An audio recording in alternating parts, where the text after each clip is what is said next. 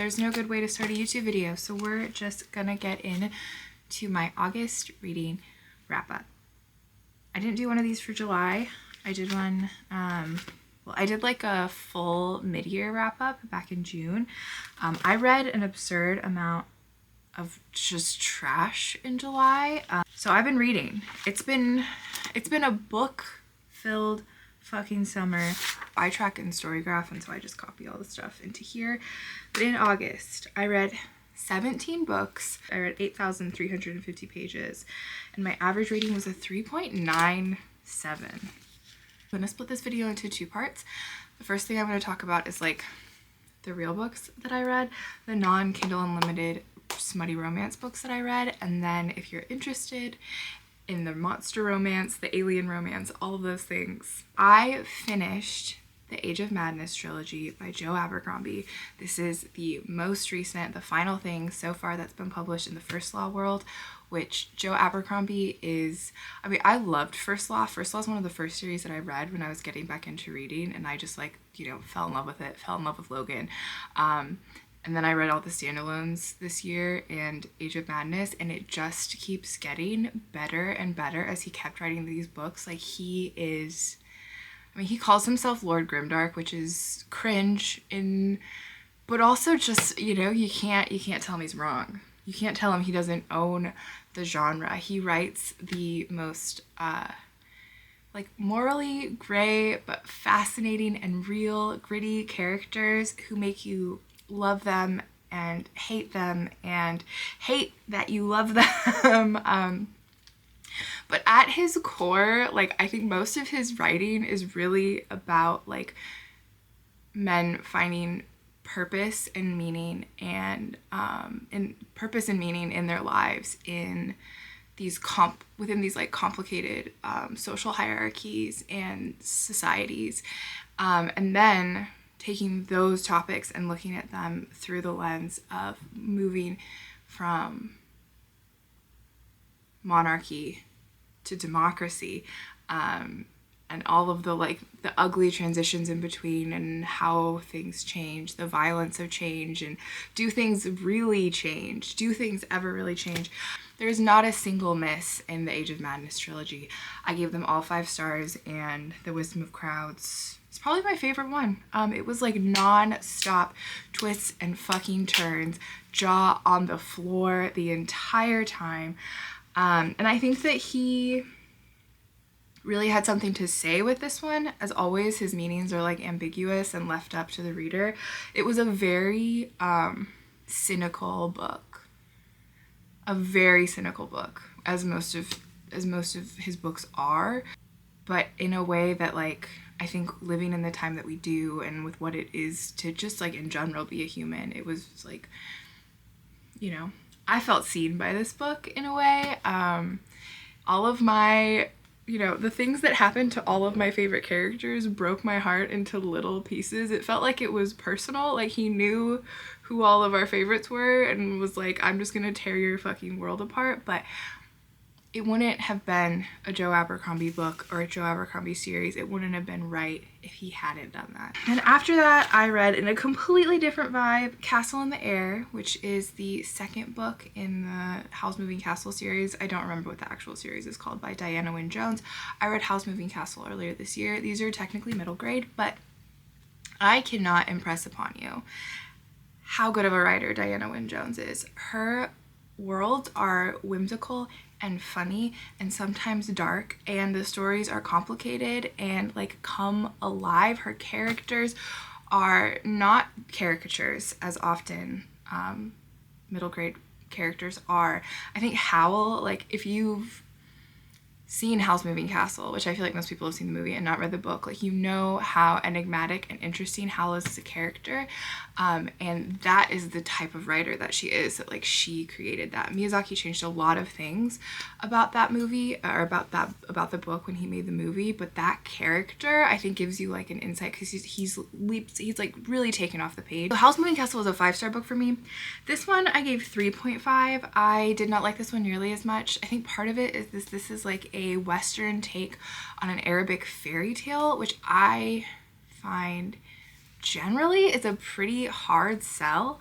I think it just like, there's a long tradition of it, right? But I think it often leads to some like uncomfortable passages or like, is this okay? But also for this one, it's like, you know, Sophie and Hal and Castleford are in it, but they're not like the main characters.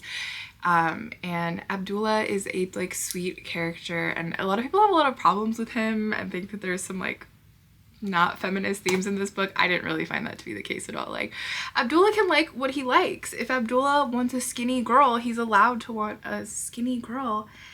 And his, spoiler alert for Castle in the Air, because I know that you're worried about that, his chubby cousins will be extremely happy with their huge sexy evil djinn, okay? Like, everything's fine.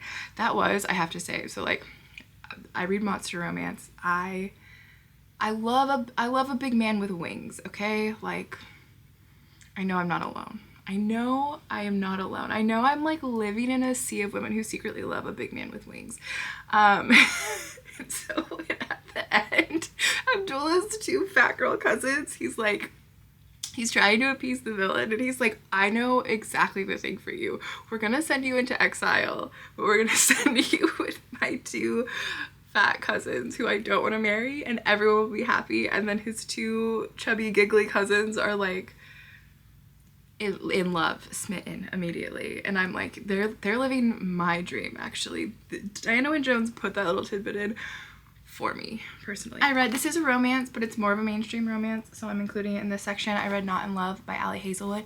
This is my second Ali Hazelwood. I also read Bride earlier this year, and I really liked Bride for the vibes, like in the smut. Obviously, like, I don't know, Ali Hazelwood is not a great writer, but she writes good smut like that. So maybe this shouldn't be in this section, but whatever. These books are so fucking mainstream, right? A couple in this book they're both in like STEM, but specifically like food science, and the girl is working for this like kind of like food tech entrepreneur, and then this guy is coming in. He works for some like finance company, and he's coming to try to buy up this company and basically like take over the company. They meet each other, they instantly feel it, but both of them are like, I don't do relationships. And some people have talked about this potentially being like autistic representation. I don't know. I'm not autistic. I don't have an opinion on that, but she like doesn't do social cues well. She's not good with people, except for Eli. To me, honestly, one of my issues with this book, other than the fact that the plot was extremely boring, because I don't like contemporary romances. I bought this book because the cover is incredible. I'm covering the ugly covers that I don't want you to see. This cover is everything. The color palette of this book is everything. I wanted to display it in my house. But I don't like contemporary romances. I don't really like contemporary literature in general. I'm like, I need some magic, and I need it old-timey. I don't know. I need to not be in this world when I'm reading. I need to be gone. Other than that, though, Eli was just like a little too perfect. And maybe other people don't feel that way, but Eli was just like, he felt like a fantasy. And I hate when you're like reading a book and it's like, I feel like I'm reading a woman's fantasy, not that I'm like reading a story. Does anybody else feel that with romance? Like, there's like all of our great male characters are just like a woman's fantasy, but sometimes you like really get that sense. Books where you don't get that sense and I gave that 3.75, and books where you don't get that sense and they're often criticized for it, you know, are fantasy books written by men that have sex in them. And one of the series that I read this month, it especially gets criticized for that, and that is the Empire of the Vampire series by J. Kristoff. I read the first one last month, and I read Empire of the Damned this month. This is a 6-star book. If you want to know what I'm looking for in a book, it's this. Empire of the Damned is everything. Both of these books have this like extremely over-the-top, like balls to the fucking wall, like cringe be damned writing style of like just the most kind of like over-the-top poetic, I don't know, like vampiric, if that even makes sense, language. Like, it's like dark and gritty and bloody and sexy, and it just works. It's almost like if like a superhero movie was a vampire movie, you know, like that type of like fucking like in your face intensity. And I love that. And I love that vampire media is often like that. Like, True Blood is my favorite show, and I think that like that's like that is the vibe, except it's like not modern. It's like, it's set with like fucking cathedrals and, you know, they're on horseback or whatever, castles. Anyway, so these books follow our main character, Gabriel de Leon, who is a silver saint, which is a order of half vampire, half human. It's a religious order, but they're essentially like soldiers or mercenaries. Their job is to kill vampires and other evil creatures. The whole setting is that like they're in now this like endless night. There's like no day anymore, and so since that has happened, the vampires have taken over and are ruling and slowly just like killing off all of the humans.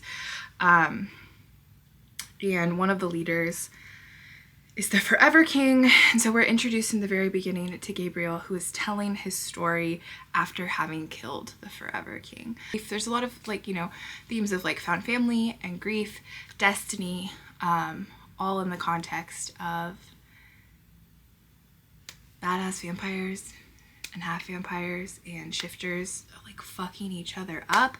We got so many more vampires in the second book, and the main villain of the second book is a vampire, Nikita, and he is a perfect villain. Like I always think that like a perfect villain is, I mean, one, they've got to be like a little bit hot or at least have like a really charismatic personality, so you like want to be on the page with them, or you want to like be in there, you know, if it's like a film or whatever, you want, you enjoy them almost as much as you enjoy the hero, but you still want them to get their like living shit beat out of them.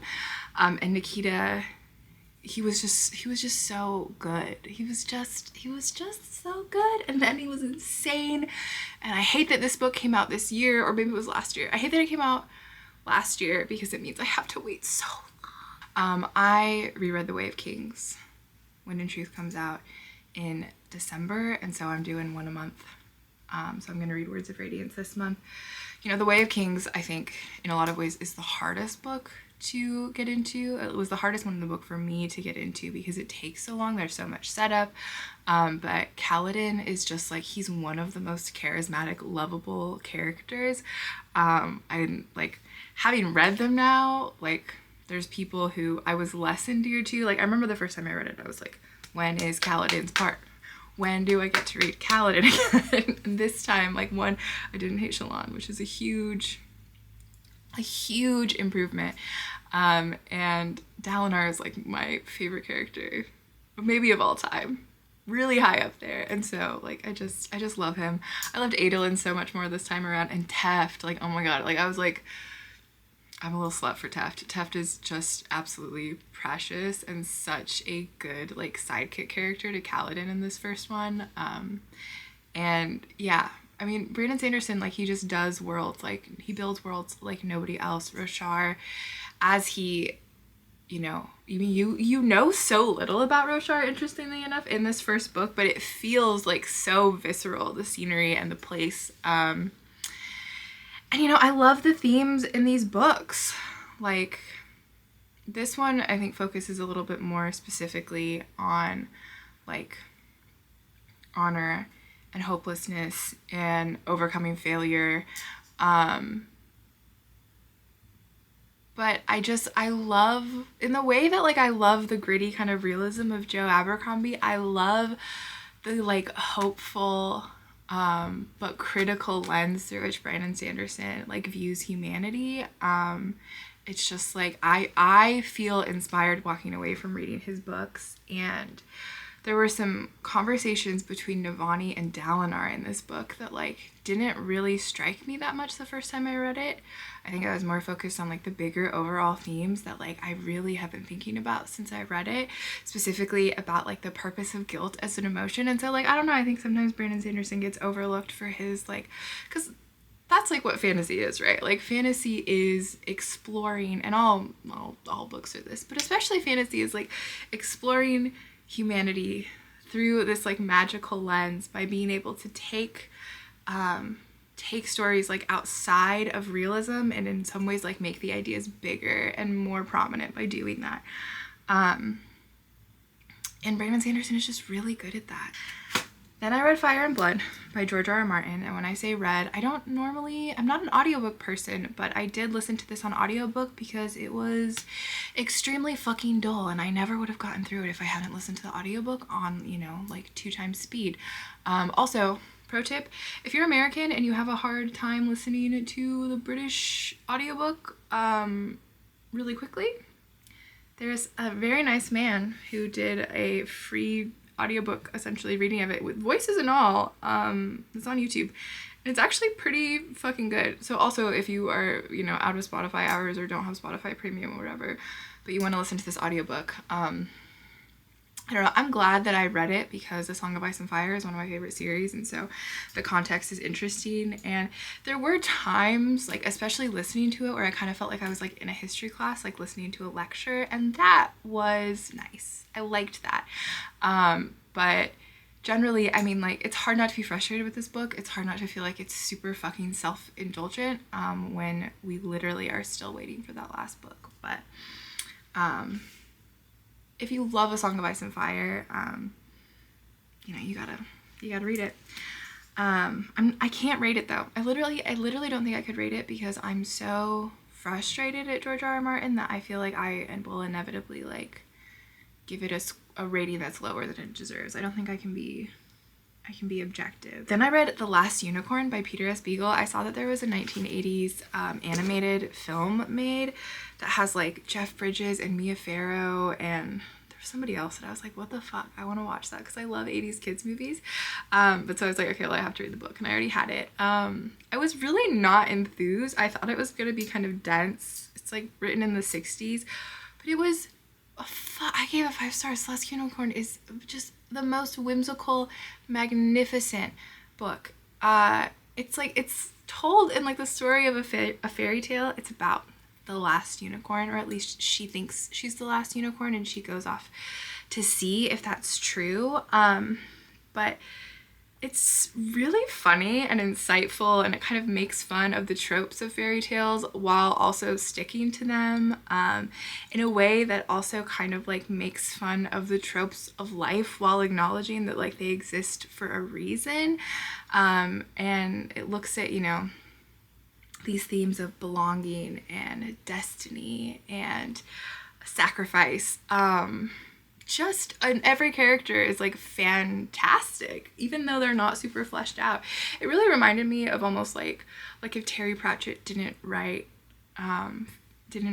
parody, like the whimsicality and the humor of the writing was just so fucking good. Those are all of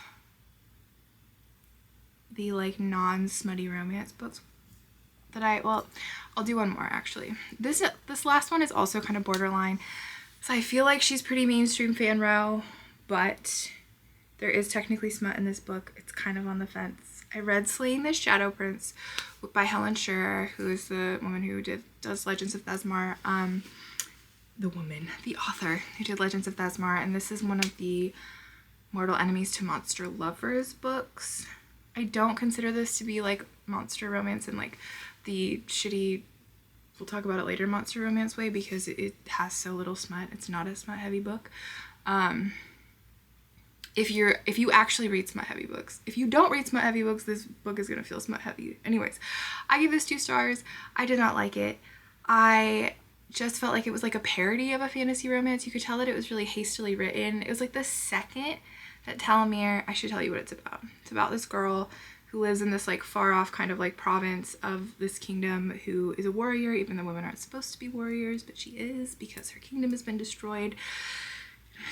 Times are changed now, and Talamir, who is a war sword of Thesmar, comes because like something about the place where the metal comes that they forged their weapons from, they think something's wrong with it and somebody has blamed her for it, so he comes to kill her essentially. And then they immediately, and he's also secretly half Shadow Wraith, and their world is being torn apart by Shadow Wraiths. Okay. She hates Shadow Wraiths. They like killed a bunch of her family. Her mission in life is to kill all the Shadow Wraiths. He's secretly half Shadow Wraith. They meet. She immediately knows, and then they start having the like wittiest, flirtiest banter. like hitting all of the points, saying all of the things that the girlies would want them to say, but just like in the most like canned way.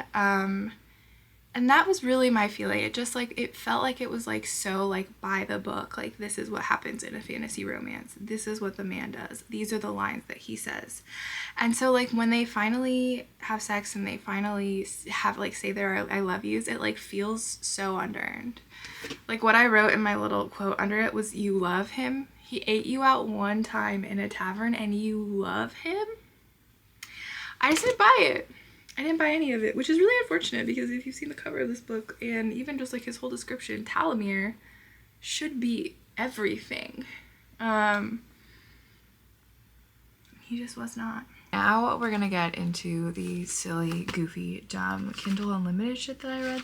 So after I read like a lot of monster romance, I really tried to like sample all the different things of the genre last month, and I found that a lot of it is really not to my taste. A lot of it is very cutesy, a lot of it is very silly, and obviously if I'm obsessed with Orcsworn, like that's not my vibe. I need something a little darker and with a little bit more world building to really be satisfied. And so I found Zoe Dravin, who I have absolutely fallen in love with her books. I think for the type of book that they are, which is alien romances, and I haven't read all of her series because a lot of her series are the like 200-page novellas, and that just doesn't really do it for me. A lot of monster romance is like that in general. Like, I need more plot to go along with my smut, and so like I need a book to be like at least 300 pages realistically, like preferably like around 500 pages I think is like my ideal length. So I know that is kind of a just me thing, or not, maybe not a just me thing, but that's not like a popular opinion, I don't think. But Zoe Dravin I think is like a genuinely good writer, and there are some people who are in, you know, writing smut who are like genuinely good writers. Her worlds are interesting, her concepts are interesting, even if they're not super original. I think she especially is really good at pacing out a story. Like usually you know, this isn't like insta love and insta lust, like where they're like fucking, like maybe insta lust, but they're not like fucking the second that they meet. And both of the series that I read this year, like there are some like interesting like elements going on in the fantasy world.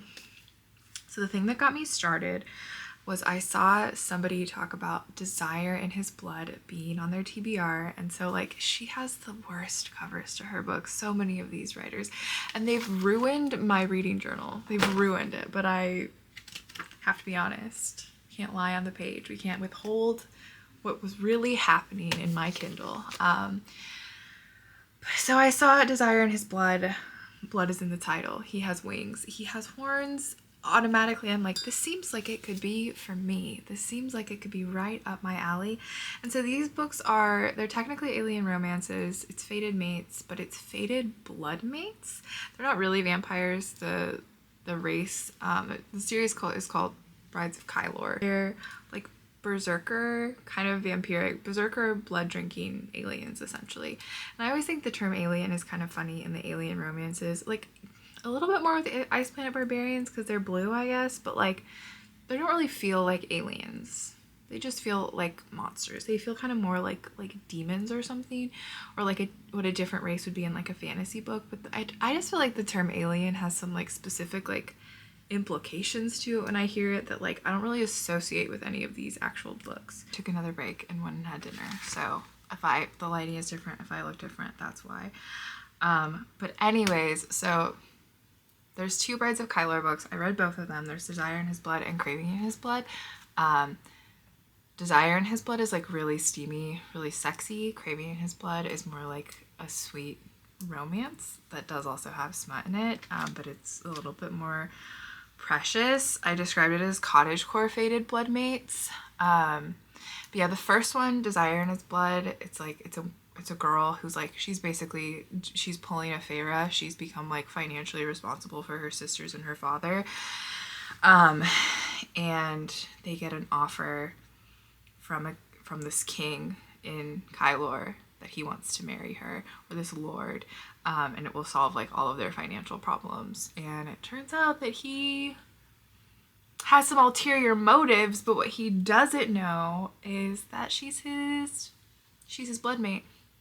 And all of their plans get thrown out the window, and chaos ensues. And then craving in his blood is more focused on the girl. The girl was like raised by somebody who was from Kylor, and is coming back to kind of like fulfill his legacy. And then they meet and are fated mates and are blood mates, which then throws a wrench in all their plans, because he's the king and he takes or he's the lord of the province or whatever, and he takes it very seriously, and she's just so whatever. You get the vibe. But both of them are really good. I think of all the Zoe Javin books that I read, like those two are my favorite. If you like vampires, if you like big sexy boy with wings, you're gonna like them, I think. And they're not super high. So after I read that, she's really famous for these Horde King books, in which the idea of a book about a Horde King, like nothing has sounded less appealing to me ever, especially if you see like what these covers look like. Just like absolutely fucking not. But I was convinced. I was like, okay, but like girl can write a book.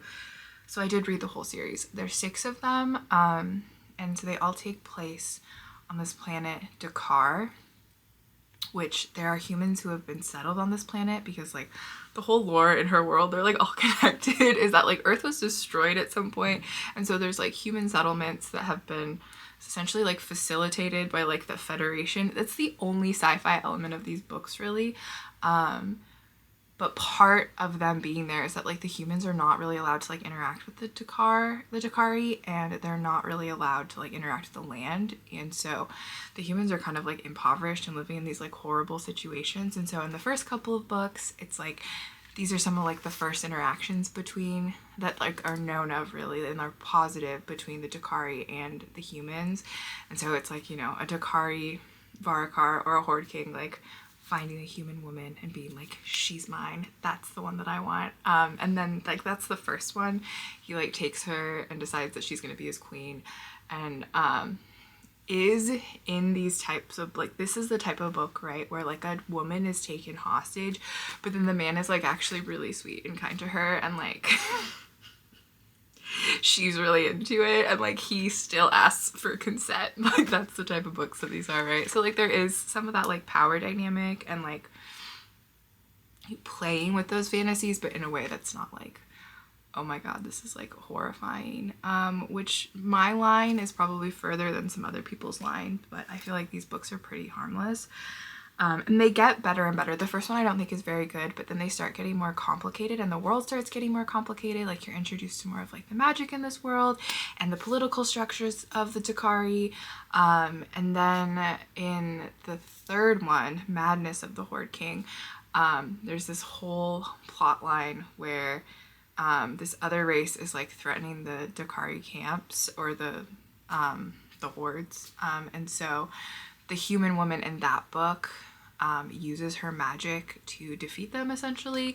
It's all very over the top and wild, but in doing so like creates, this is spoilers, but it's also kind of not, because like technically you could read 5 first.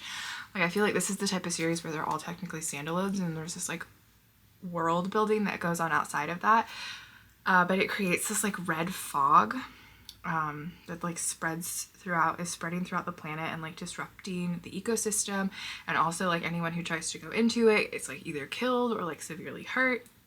And so that becomes like the thing that all of the books are kind of like working towards solving, and so each of them just gets like more layered and more complicated, until the 6th book is, instead of being about a Varakar who is a Horde King, it's about a Varakar who is the bastard of the Dothakar, who the Dothakar is like the king of Dakar. He is like the Dakari who like he's the top guy. He lives in the capital in a palace. He's the top guy, and so it's actually like just a different level of like political intrigue and political like scheming, and a lot of it takes place like in the city, where you're like, you know, he's like working with his inner circle to like pull off all of this that he's been like working towards his whole life. So it's just like they get like more and more complicated, and I feel like with these books especially, it's like, unless I give you like, you know, they're they're smutty romance books. You kind of know how they're going to end, and you kind of know like what the plot, like what the pacing is going to be, which I actually really like that. I find that really comforting to kind of know like, okay, like I know everything's going to be okay in the end, and there's some like tension and I don't know how it's going to happen, and there's some like nice romantic like hot moments along the way. But yeah, I think of those I gave Throne of the Horde King and Claimed by the Horde King, which like Claimed by the Horde King is like actually precious. The second one is actually really, really sweet. The highest rating. Taken by the Horde King was really good. Broken by the Horde King is the second chance romance, which what? Taken by the Horde King, I wrote she chained him up, so he chained her right back. Just they're just fun. And like again, like I cried during a couple of these. Like there's some like real emotional core to them. And then the final thing I read is this like extremely obscure romance book from the 90s called Firehawk by Justine Dare. I've heard people say that like if you like Orcsworn that you would probably like the old school like 80s and 90s bodice rippers, because that's kind of more the vibe of those books, where the men are a little meaner and less, it's less like, I don't know how to describe like modern romance books, especially like modern like spicy romance books. A lot of them are like men who are such a female fantasy to the point where they're asking for consent constantly, and they're like praising these women constantly, and there's like no real conflict other than like the kind of like conflict of the story, if that makes sense. Like what I was kind of talking about in Captive of the Horde King. It's like he steals her from her village, but then is just like the sweetest boy. He never does a thing wrong, which the rest of them are not like that, which I think is probably why I like them better. But yeah, so I was at the thrift store. I really like thrifting for books with my husband, and I picked up some old romance books. One, because I just like love the covers. Like this cover is a sensation. It's everything. And this book is really silly. It's about this girl who is like the leader of her clan. She lives in this protected magical glade, but suddenly there's this warlord who's threatening everything, and the storyteller is, this mysterious storyteller shows up in her town and is like, you must seek the warrior Cain. Like, he's the one who will be able to help you. And Cain lives far away in this mountain, and nobody thinks he even really exists. But of course, like, she goes, she finds him. He's like, no, thank you, ma'am. I'm trying to get away from war. I'm not about this life anymore. We don't do this anymore. And so he, in order to get her to leave, his genius plan is that he is going to scare her by telling her, you can stay and I'll teach you how to fight so you can take the knowledge back to your people, but in exchange you have to give me your body and like be my woman for 30 days. And then she agrees, and so he's like, well, fuck me. And then, you know, romance ensues. I thought the setup was actually pretty fun. I was pretty excited for it, and the writing was pretty good. That's one of the things I think about older romance books, is you don't get the like just absolutely shit Kindle Unlimited writing that you get these days. It just like was better prose in general. But then the twists at the end, or like the reveals, were all so cheesy. It was like, yeah, I know that's what the prophecy meant. It was clear as soon as the prophecy was said that that's what it meant. It's not satisfying for you to reveal that to me. And it was just, they were just like pummeling you with like all of the like the twists or the like, yeah, whatever. It was not it didn't end in a satisfying way. But yeah, that is everything I read in August. I also did read, which is technically, if you've been thinking about, if you also like Orcsworn and have been thinking about subscribing to Finley Fenn's Patreon, I did read Killicked by the Orc, which is an Patreon exclusive novella that she wrote, it's like a companion novella to The Widow and the Orc, which is the most recent Orcsworn book that just came out in June, which is, I think, my favorite. It's really impressive to me that at book 9, I think she just put out the best one. Killicked by the Orc like focuses specifically on Ulfar and Killick, who are the two male characters in The Widow and the Orc, kind of like with their full history leading up to the events of The Widow and the Orc, and then a little bit afterwards, and it was just so precious. I was so emotional. Like, Finley Fenn has written like the most complicated work on Orc Mountain, and the reason that like I love her books already is that there's so much world building, and so the orcs like are really complicated and have complicated motivations and past and trauma. I love that about them so much, and like Ulfar is just like,